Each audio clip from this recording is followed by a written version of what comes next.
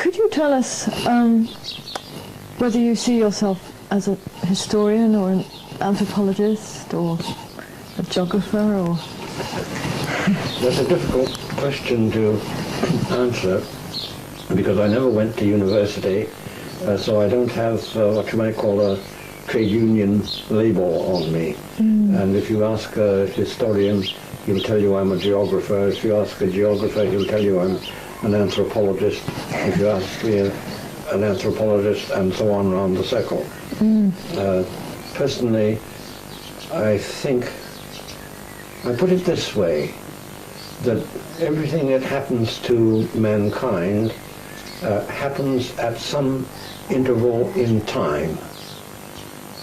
And it also happens at some definite place. And therefore, with me, history and geography are always two governing themes.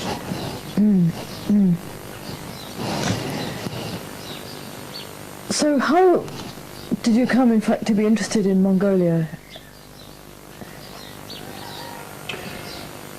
Like a great deal of the rest of my life, that was an accident. At the age of 19, not able to go to university, I went out to China where I had spent part of my childhood, signed up with a British firm. I was terribly bored by the commercial life of treaty ports like Tientsin and Shanghai. So I specialized on learning Chinese as well as I could. Now, a peculiarity of what the Chinese, quite rightly in most ways, call the unequal treaties was that we foreigners had lived in so-called concessions in the treaty ports where Chinese were admitted only on sufferance. But on the other hand, we couldn't open branch offices in the interior. In the 1920s, China was in a turmoil of civil wars, and all kinds of things were going on which the foreigners couldn't control by the old-style gunboat diplomacy. So I specialized on making trips into the interior to deal with problems that had come up with our Chinese agents, usually in the form of an illegal tax being levied by the local warlord, that kind of thing. Well, after I had a certain amount of experience at this, I went up one time by the railway to the edge of Inner Mongolia, to what was then Railhead. And there we had caravans coming in from Mongolia and from Xinjiang, Chinese Turkestan, even from Tibet. And it was fascinating to see them, these camels, plodding into the railway freight yards, kneeling down alongside the freight wagons, and the loads taken off and put straight into the wagons. The age of Marco Polo meeting the age of steam.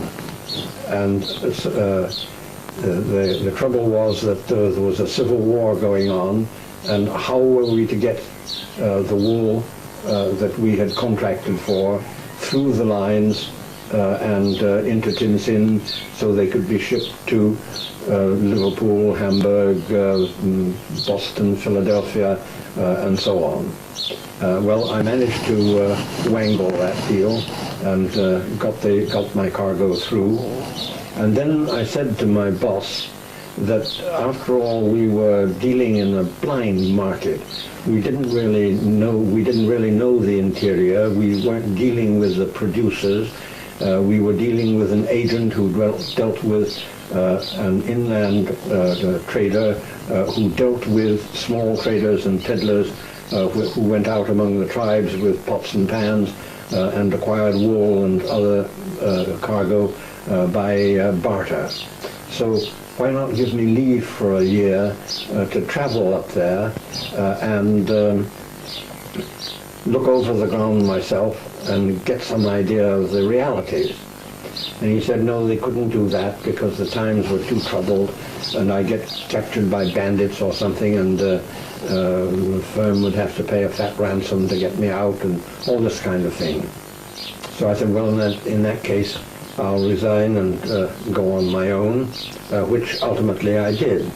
But by the time I started, I had met and married my wife, and while I went up by trading caravan, she waited till I got to Xinjiang. Then I got Xinjiang, in spite of its backwardness, had a radio mast, and from there I sent a radio wireless message to her. She came around through Siberia and Soviet Turkestan by rail, and joined me on the Chinese frontier. We traveled on from there to up and over the Karakoram route, down into Ladakh and Kashmir and India, and so home. This led to my only period of formal academic training, namely a year in what was then called the Division of Anthropology at Harvard. Not to get a diploma or anything of that kind, but just to acquaint me with what social scientists were interested in, and to know something about their methods and outlook and so on. So then back to China, a year in Manchuria, and then several years after Manchuria, I decided, well, now I've traveled through Inner Mongolia by caravan to Central Asia, and I've traveled in Manchuria. But all this has been done depending on use of the Chinese language. And I've traveled among Mongols, but I've been dependent on Mongols who could speak Chinese. And that doesn't get you to the heart of the matter. I've got to learn Mongol. So I spent a winter in Peking with a very good Mongol teacher who got me well started on both the spoken and the written language.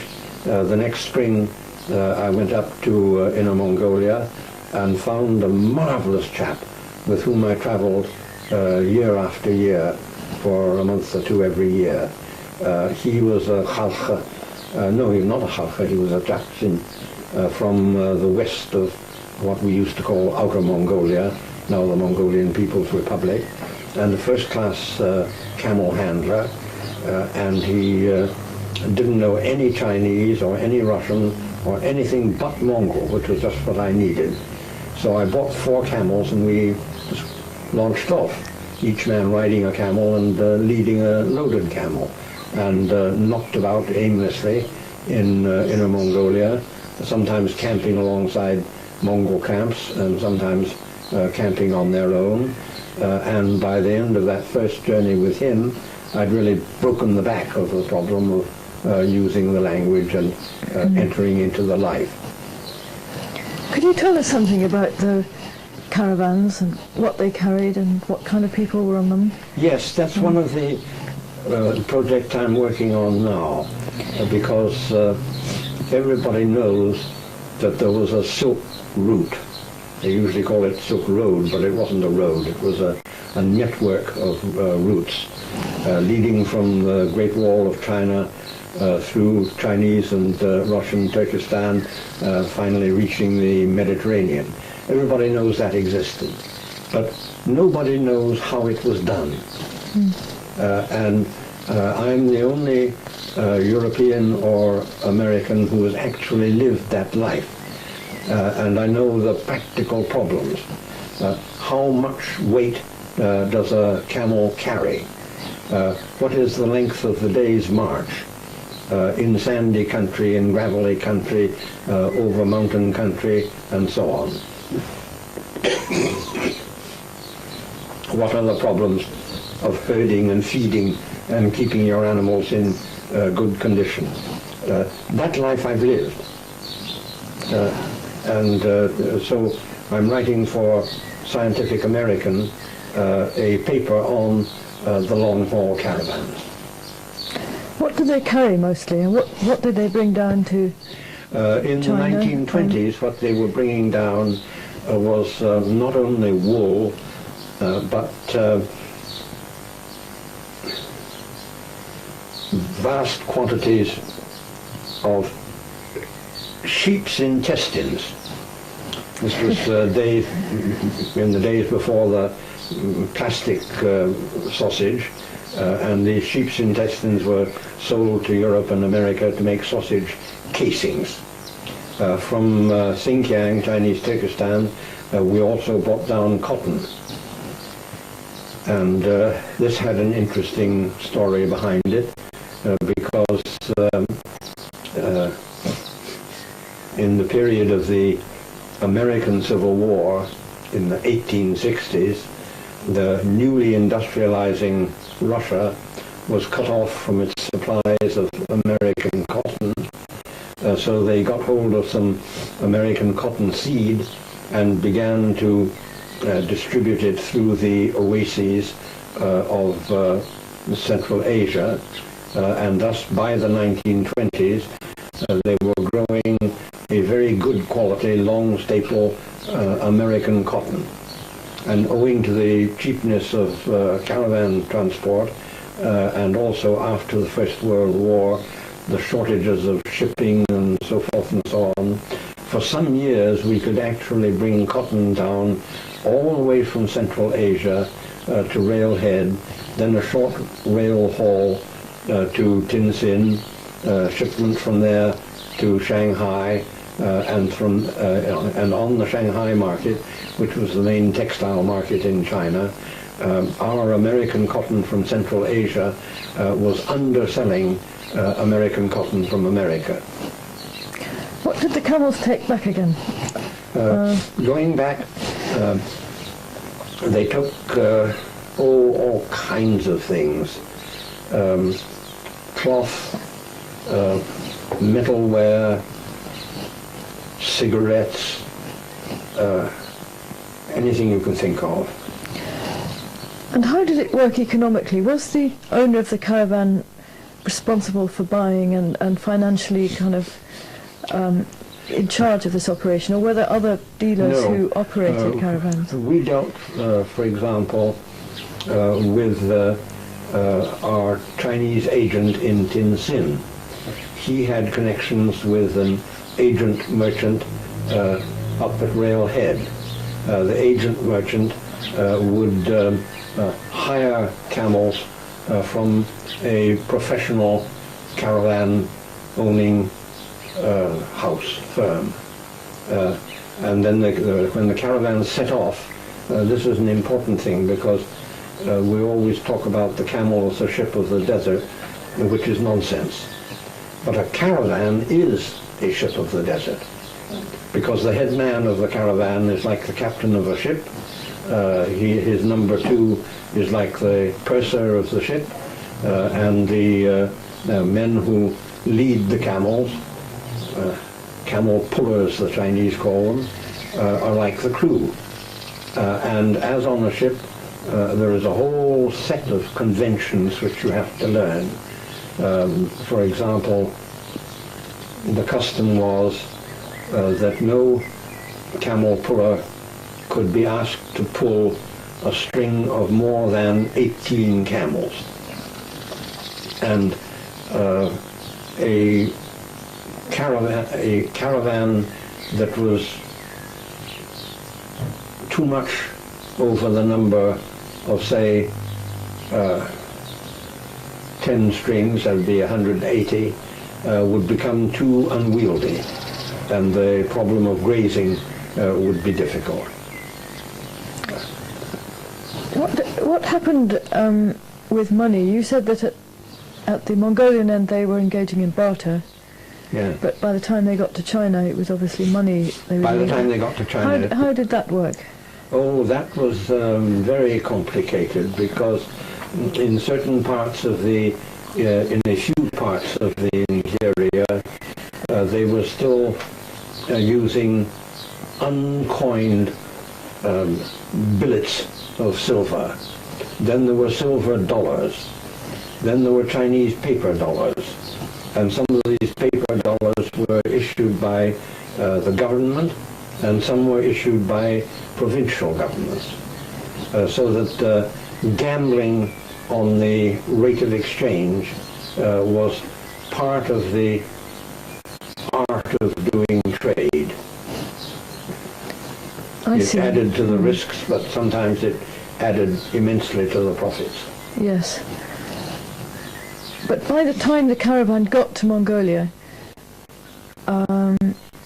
did it then pass out of the hands, as it were, of the big controllers down in Tientsin? By then, yes. By then, when you were actually traveling in Mongolia, the whole responsibility was on the shoulders of the head of the caravan. With the exception that a member of the family of the caravan owning firm travelled with the caravan. And this again is a shipping comparison. He was like what was known in the old sailing ship days, the supercargo. And when the caravan reached its destination, then the caravan master, the captain, handed over to the supercargo, and the disposal of the cargo and so on was in the hands of the supercargo. And that was done through Chinese merchants in Mongolia, or? The supercargo was, no. He represented the Chinese firm down on the frontier, and at our destination he dealt with a local merchant who was in touch with the small individual travelers, traders, who actually traveled among the Mongols, bartering and buying and selling. How would a Mongol at that period have become a trader, as opposed to a normal herdsman or pastoralist? And was it a full-time occupation, or did people do it for part of the year? There were practically no Mongol merchants. But a caravan man then, or somebody working on a caravan, or taking a caravan with some goods from one place to another, how would somebody take up that kind of job? Well, they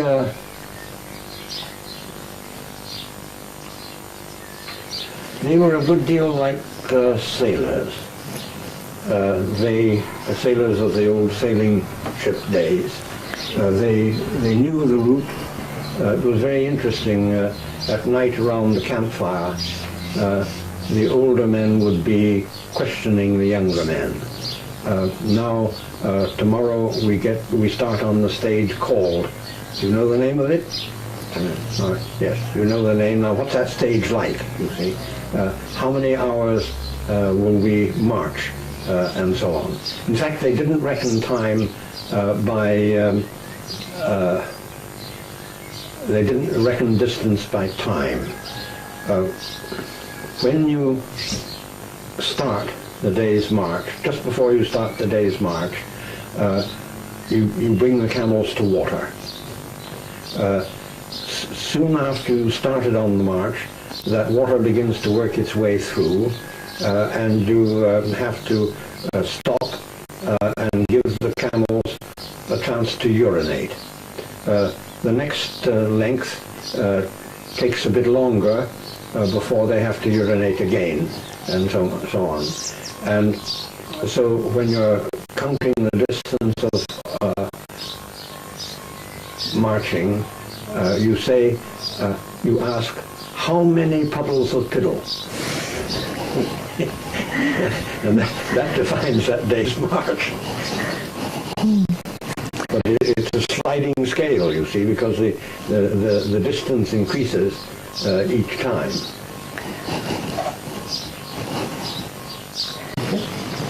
Just to get things straight about the trading, Owen, you said that the Mongols were virtually never merchants.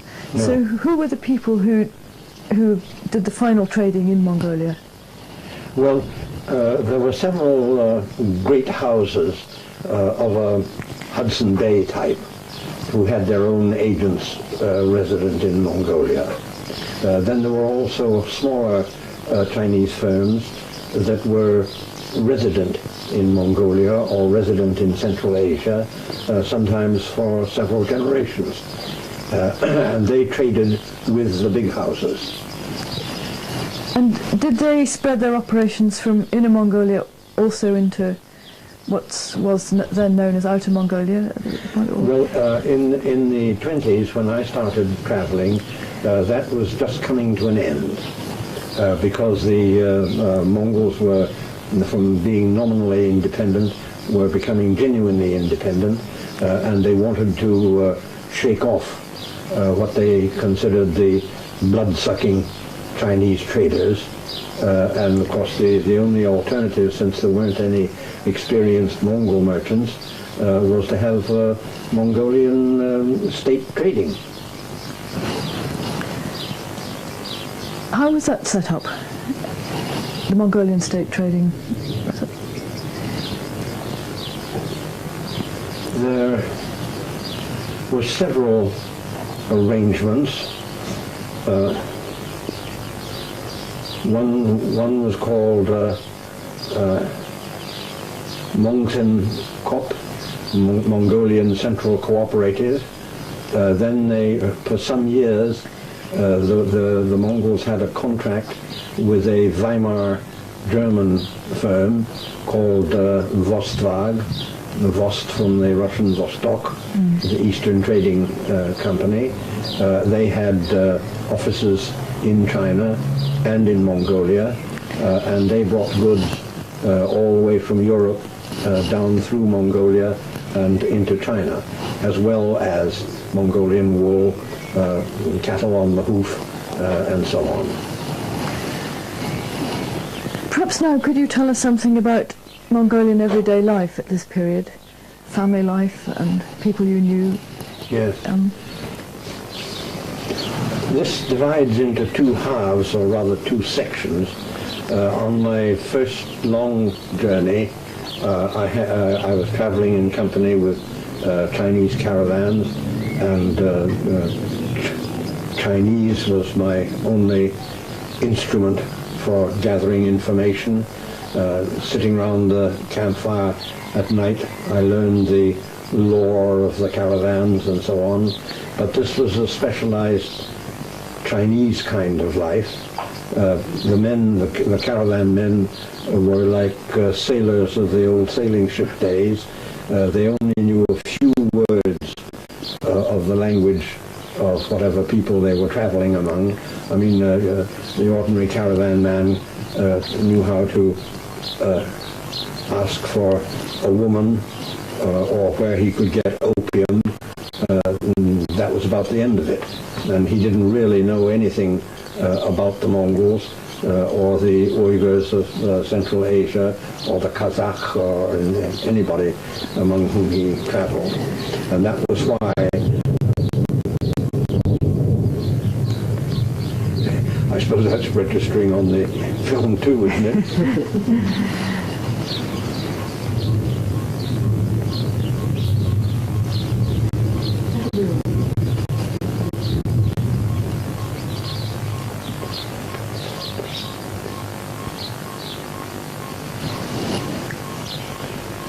And that was why I decided that I had to learn Mongol and get in among the Mongols.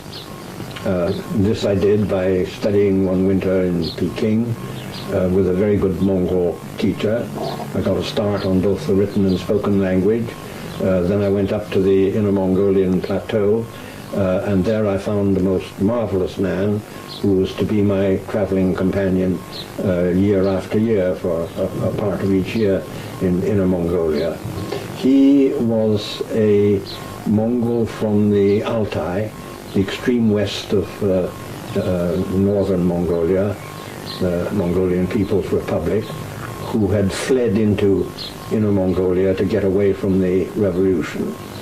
He was a first-class camel handler, and he didn't know a word of any language except Mongol. So traveling with him and partly camping alongside Mongol camps, partly on our own, I really broke the back of the problem of learning the language. Inner Mongolia, by this time we were in the 1930s, and Inner Mongolia was going through a terrible time. The Chinese railways had reached right up to the edge of Inner Mongolia and partly into Inner Mongolia, and Chinese settlers were flooding in. The Mongols were being driven out partly as the Americans drove out the Indians at the point of the bayonet, and partly by bribery and pressure. A Chinese province bordering on Inner Mongolia would bribe. Inner Mongolia itself was divided up in a number of what were called banners, little principalities, and the Chinese would bribe a princeling to sell them some of the land. This the ordinary Mongols resented, because the Mongol tradition was that while the prince was the ruler of the people, he was not the owner of the land. The land was the collective property of the people of the banner, often referred to as tribes, but they had really evolved far beyond the tribal condition of life. So at this period were the Mongols living in tents, yurtas, or some of them in houses? Mostly they were living in felt tents. There were some areas in which they, particularly in winter quarters, they would have mud brick huts. There were even some areas in which the Mongols had settled down and taken to agriculture. Now, these people suffered especially when the Chinese turfed them out, because the Chinese would come in with troops and say, you are Mongols, therefore you are nomads, therefore you have no right to squat on the land like this. Get out. And so Mongols who had largely lost the tradition of herding would suddenly be thrown out on the steppe. If they resisted, they were called bandits. And how did they live? In small encampments, or a couple of families, or in larger groups? No, normally several families would camp together so that they could rotate the work. This is a most important point when later in the revolutionary years we come to things like collectivization and so on, because pastoral nomadism is not a primitive form of society. It is extremely sophisticated and complex, and it's governed by several forms of rotation. One is that you have to move the herds according to the season. You rotate them from the main divisions are summer pasture and winter pasture, but in some areas there is spring, summer, autumn, winter, with 4 main moves. Then you also have to rotate the use of the pasture by different animals. Because, well, the simplest example is that you can graze sheep on a pasture where the cattle have just been moved off. But you can't graze cattle on a pasture where the sheep has just been moved off, because sheep crop the grass so closely that cows can't get at what's left.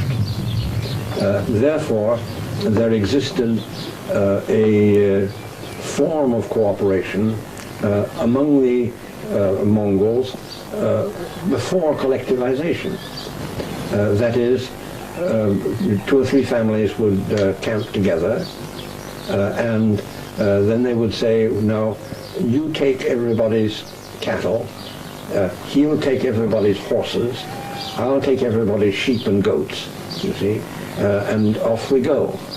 This is very important in later days of collectivization, because it means that the people have already learned a most important principle of responsibility. If I don't look after his cows as carefully as I look after my own, I can't expect him to look after my sheep as well as he looks after his own sheep. You see? So you have the principle of responsibility for other people's property, even in the pre-revolutionary state of the Mongolian economy and society. What was the position of Buddhism at this time in Mongolia? How religious would you say people were? Buddhism at this time was still extremely strong, because side by side with the little principalities, each one ruled by a prince, and there were different grades of ratings of prince, there were monasteries.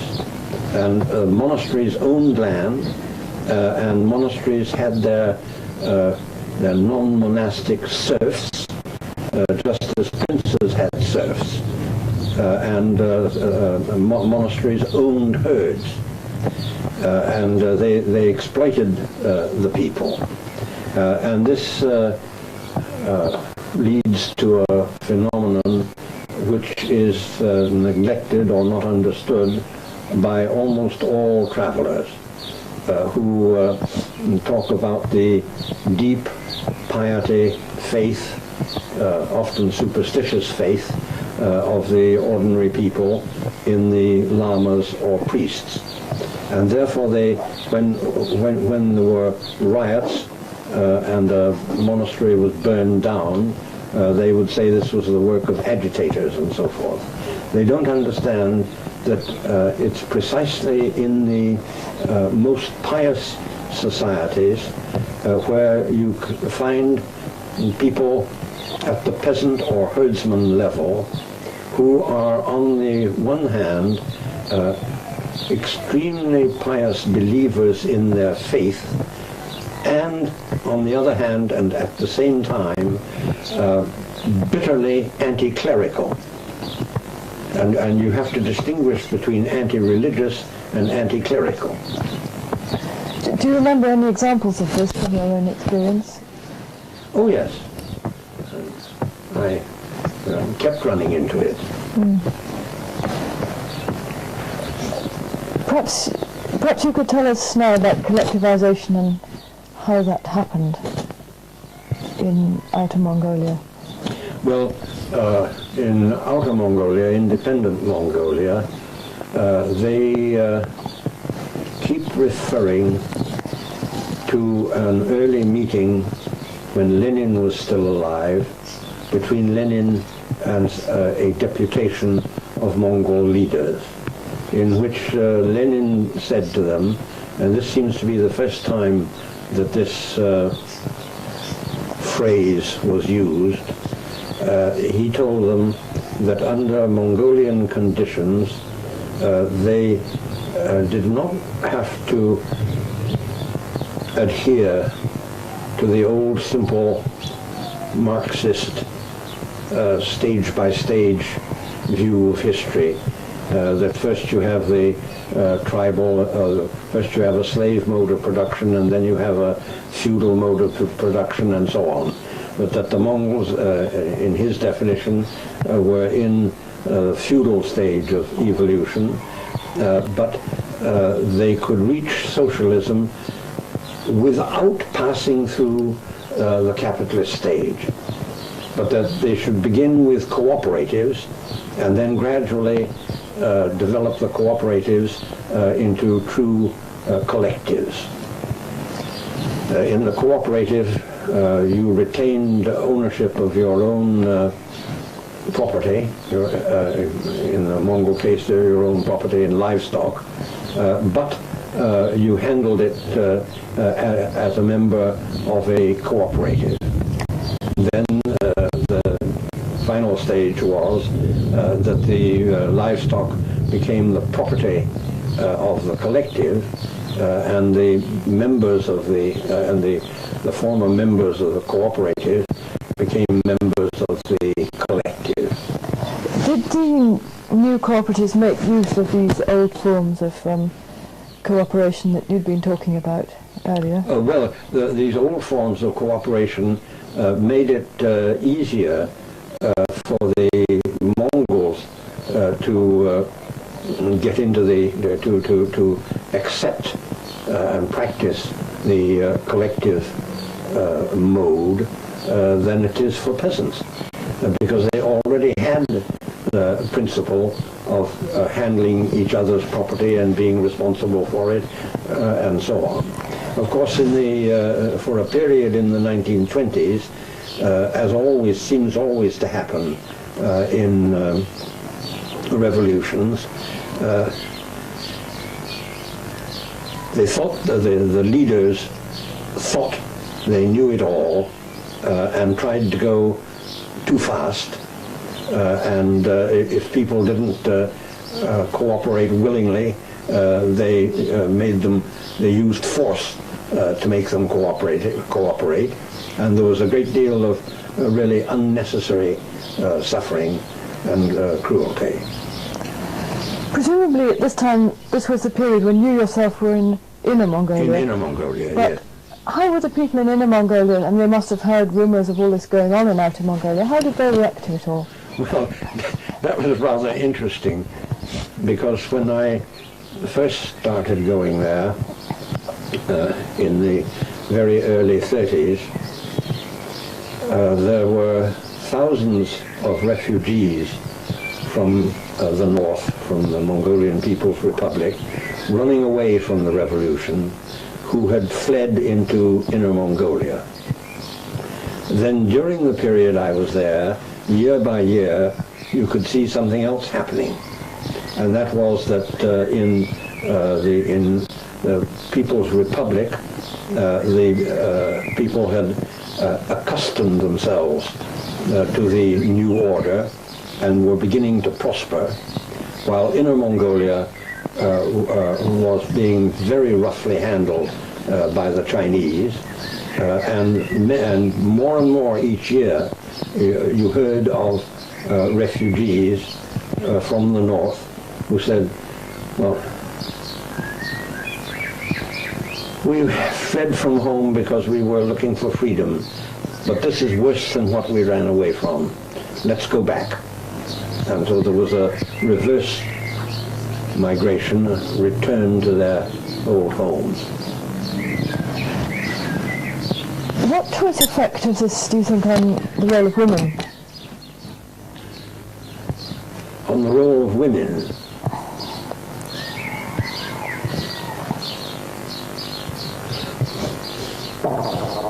The role of women among nomads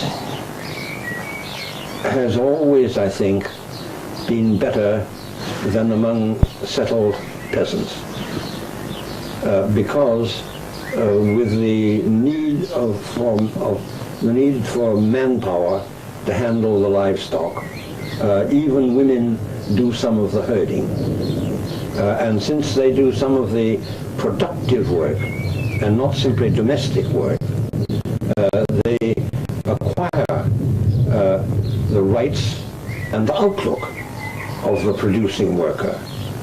And so even in this old society, the women were less subordinate than in a peasant society.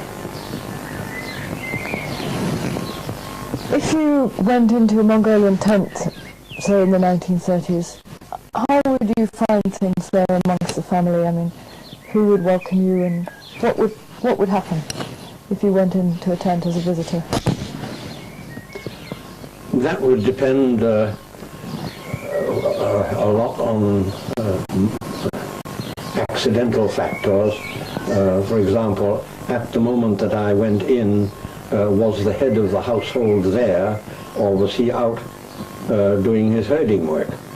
If he was out, the woman of the tent had no hesitation in taking responsibility for hospitality and so on. And you would always be offered tea with milk in it, and you could sit and talk freely and so on. There was a lot of protocol and etiquette. Where does a guest sit?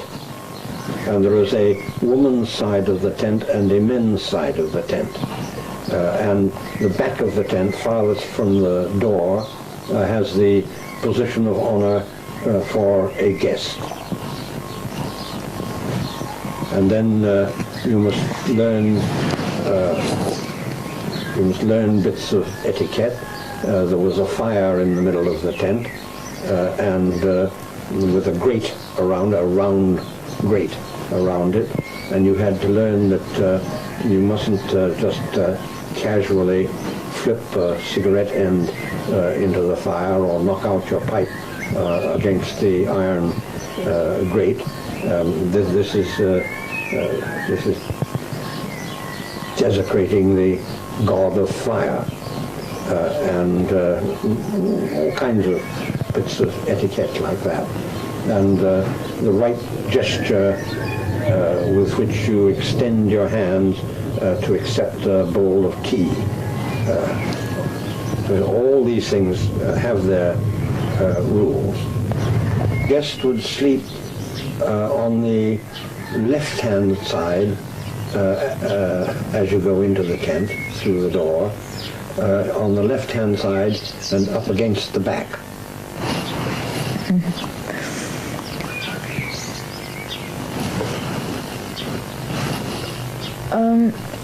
I remember reading in Weinstein's book, The Nomads of South Siberia, that he had the theory that in the areas settled by Mongols closer to China, there was a less diversified kind of economy because there was more trade with China and because there were more Chinese manufactured goods coming in, and that in the more remote areas, right out in the far outback of the People's Republic, as it is now, there was much more artisan production, more carpenters, smiths, I think that's so true, on. yes. Was that true in your experience?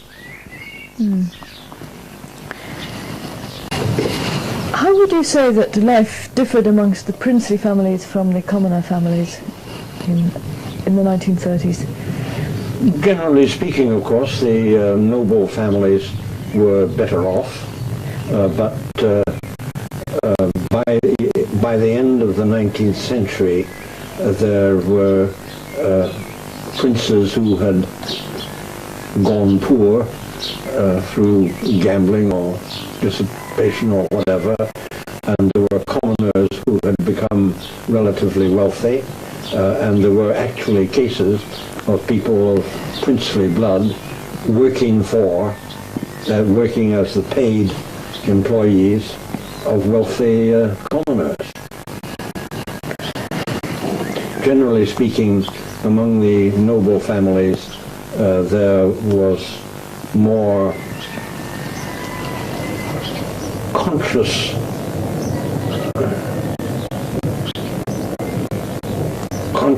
upper class behavior,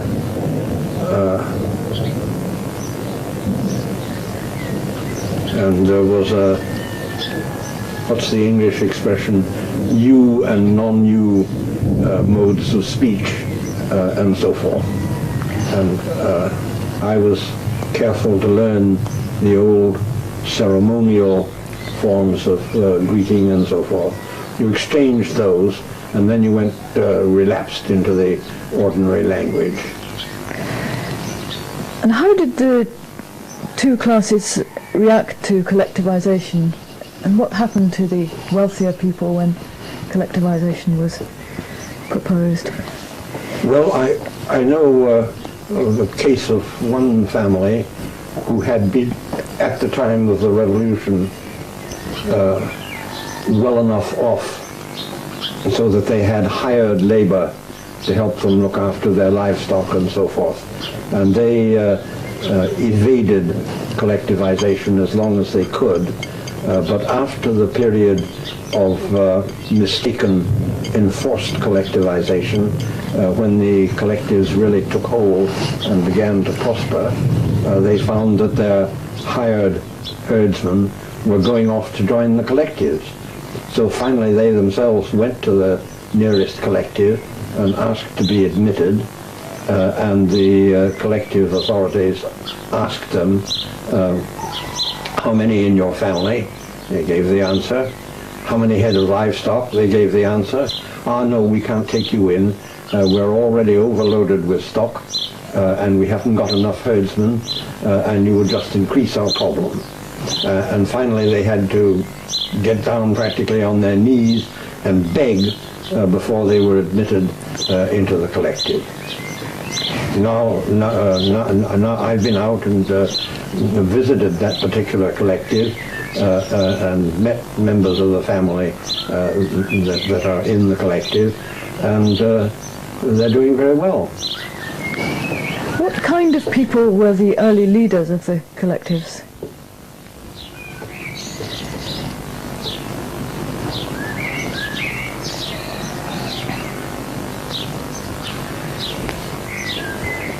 In the early years of the Mongolian Revolution, it was different from anything in Europe, different from anything in China, because there was no real Mongolian intelligentsia. So there was not the phenomenon of, in Marxist terms, bourgeois leadership of the proletariat. The early Mongol revolutionaries all came from the lower levels of the lower class. And what would you say was the influence of Russians in the formation of these cooperatives and collectives?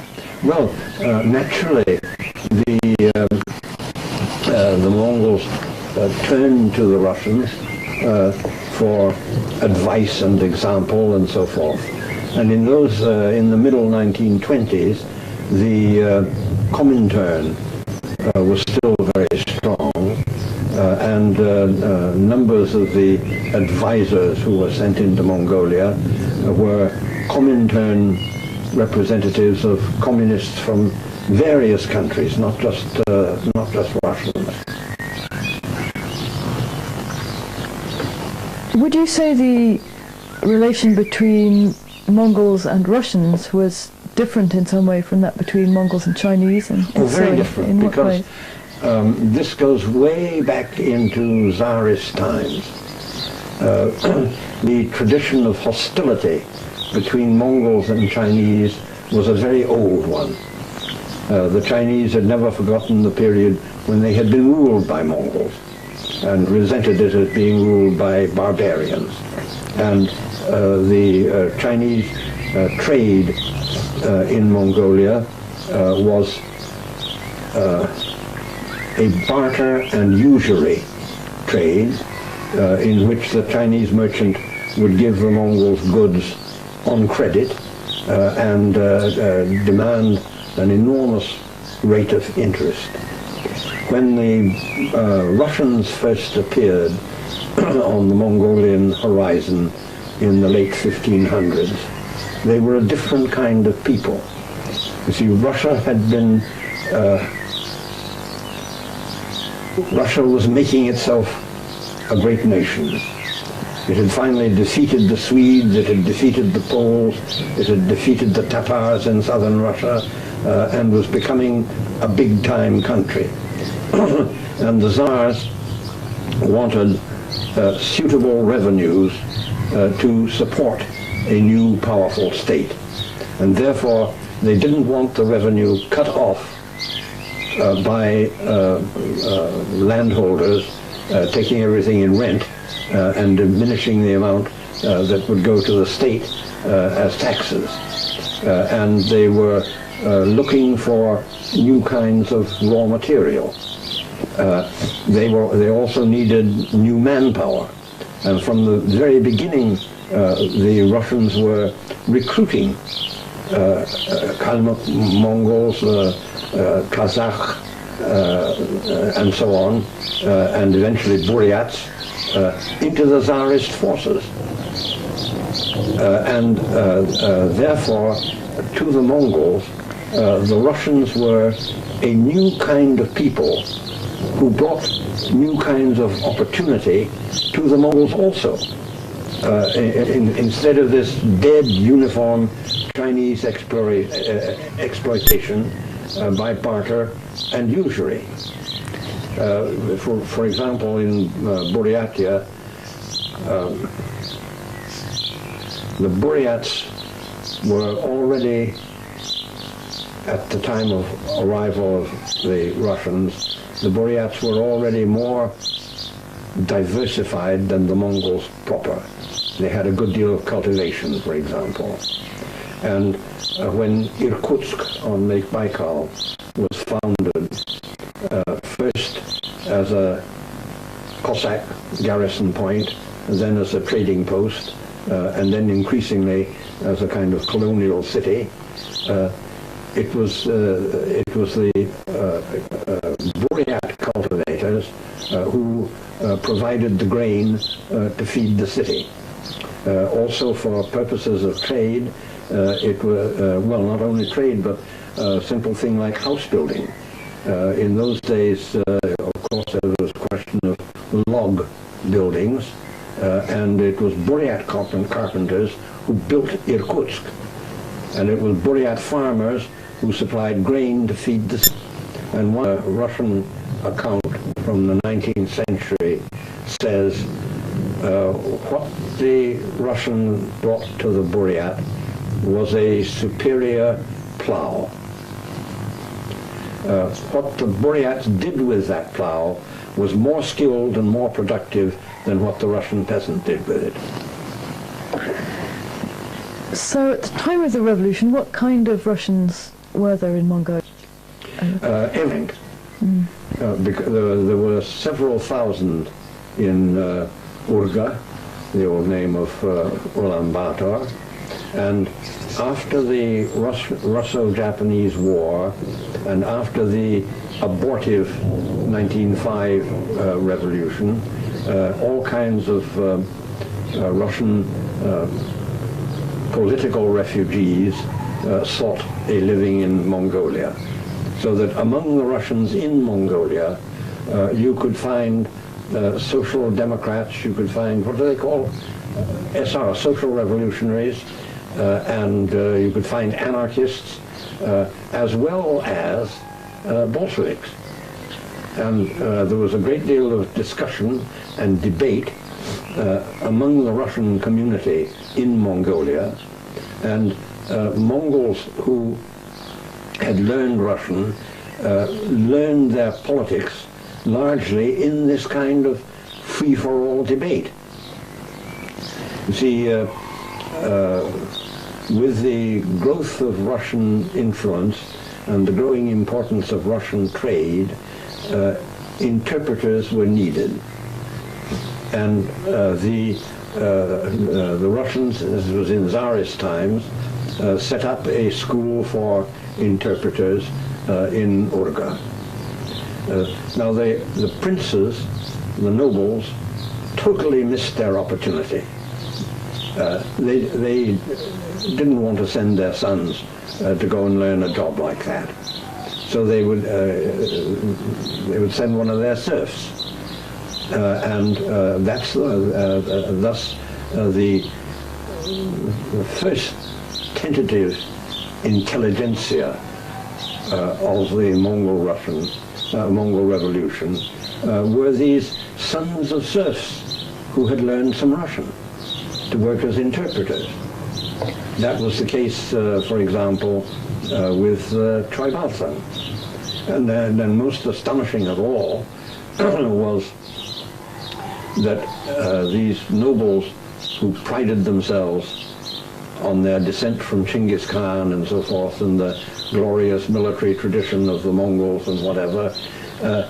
They wouldn't even send their sons to the new military school when Mongolia tried to form a national army.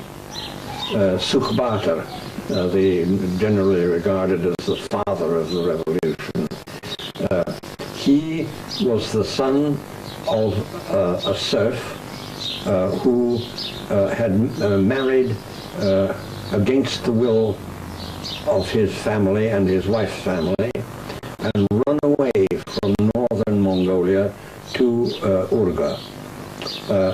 He was traced and threatened with being repatriated to his own little principality, and then allowed to get out of it by sending his son to the military school instead of the son of one of the noble family of his principality. And that was where he started to learn Russian and so on. And incidentally, even the times were so troubled in Russia itself, and the chemical change of politics in Russia was so rapid that even among the military instructors at the military school in Urga, there were also left-wingers. And I suppose there was a Russian presence also in the Cossacks who were stationed along the border between Russia and Mongolia, that northern border. Oh yes. And this again shows the difference between the Chinese and the Russian contact with Mongols. Very soon after the Russian occupation of Buryatia, Buryat Cossack regiments were formed. And some of these regiments had some Russian officers, but they also had Buryat officers. What would you say was the relation between the Mongols proper, Half Mongols, and the Buryats? And were they in some sense jealous of the Buryat advantages in relation to education and so on? There's a rather important historical background there, and that is that the Buryats, although they spoke a form of Mongol, were never really integrated into the empire of Chinggis Khan and his successors. So the Mongols themselves don't now, and never did, use the expression Buryat Mongol. A Mongol was a Mongol, a Buryat was a Buryat. And even today, a Buryat girl is frequently willing to marry a Mongol man, but a Mongol girl is rarely willing to marry a Buryat. That's very interesting. She wants to stay in Mongolia and be Mongol. That's interesting because you have the same pattern to some extent with marriages with Russians too. Yes, you do. Yes. Yes. Which, as you said once, contrasted with the colonial pattern of marriage, yes, say within the British Empire.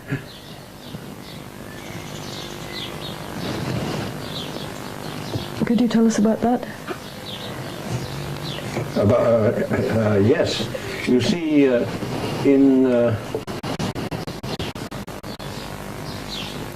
in South Russia, there was a historical pattern that continued into the period of Russian expansion into Central Asia. That is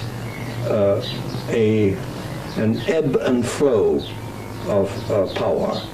There would be periods when there were Turkish-speaking rulers of subject Slavs, followed by a period of Slavic rulers of Turkish-speaking subjects, and so forth. And the result was that the relations between the two kinds of people were not ethnic or racial, as in colonial societies, but from the beginning they were class relationships. That is, the lower classes would intermarry with the lower classes, the upper classes would intermarry with the upper classes. And even today, among Russians, people will boast of the fact that they have some Tatar blood. Even Nabokov, the most Russian of the Russians, was proud of the fact that he had Tatar blood. Could you tell us perhaps now something of how you've experienced changes in Mongolia since the days when you were travelling with the caravans in the 1930s and your present numerous visits to Mongolia?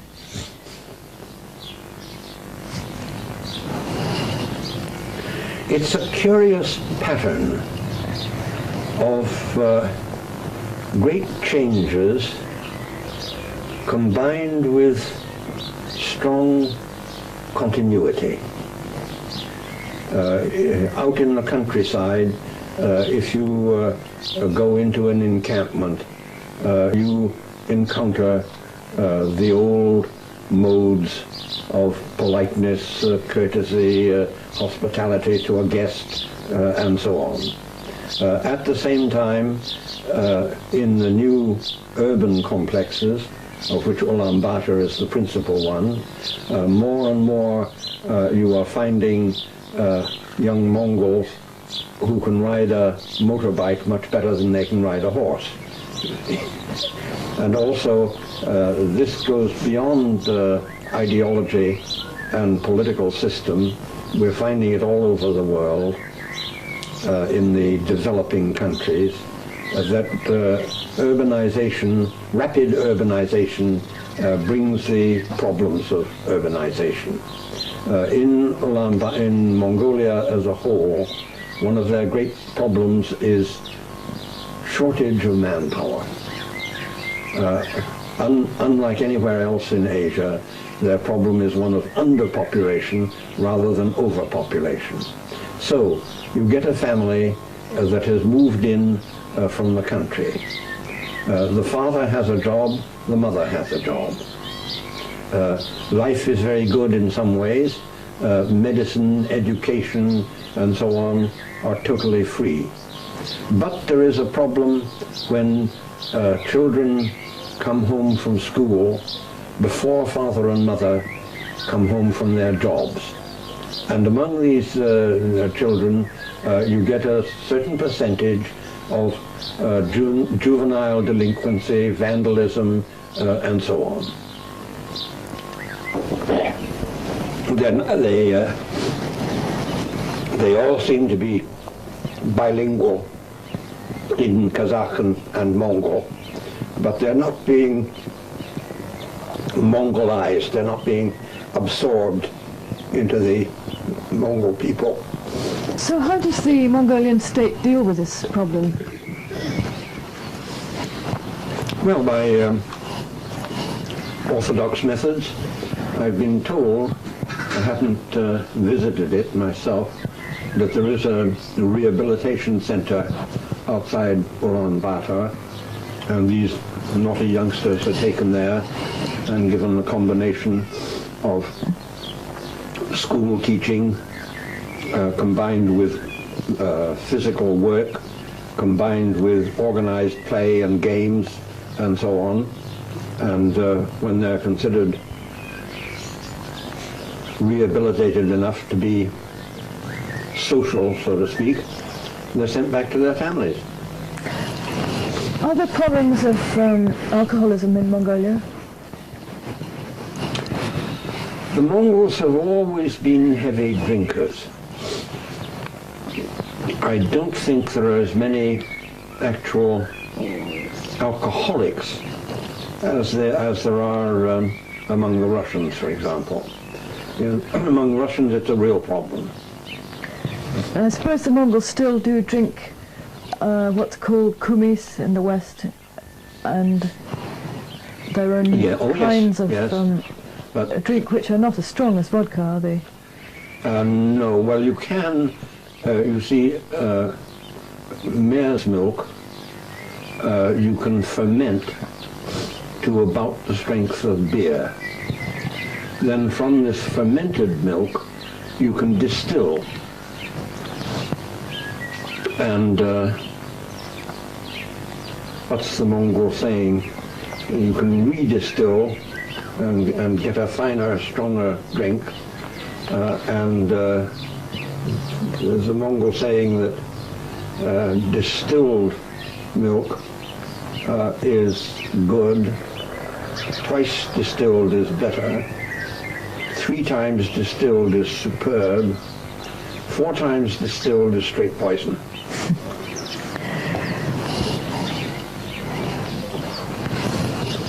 In Mongolia today, there are not only Mongols but also Kazakhs living in the far west. Could you tell us something about them? Yes, they are the most important minority in Mongolia. I don't know what it comes to in, well, it's supposed to be about 5% of the total population. Now, in the Manchu days, the Kazakh were treated as aliens. They had no hereditary princes, and they were not allotted any territory of their own. And they were considered to be tenants of whatever little Mongol principality they lived in. And this contributed to their becoming the most celebrated horse thieves in Mongolia, because they would ride off from their principality of residence and skip 2 or 3 and steal horses and then ride back by a different route, and it was very hard to trace them.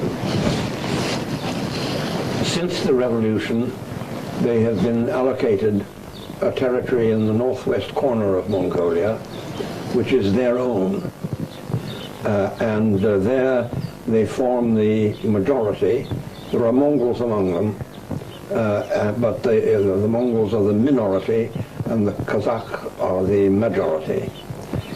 And having land of their own and collectives of their own, they have prospered exceedingly. They are very intelligent, very enterprising. Everything they do in a skilled way.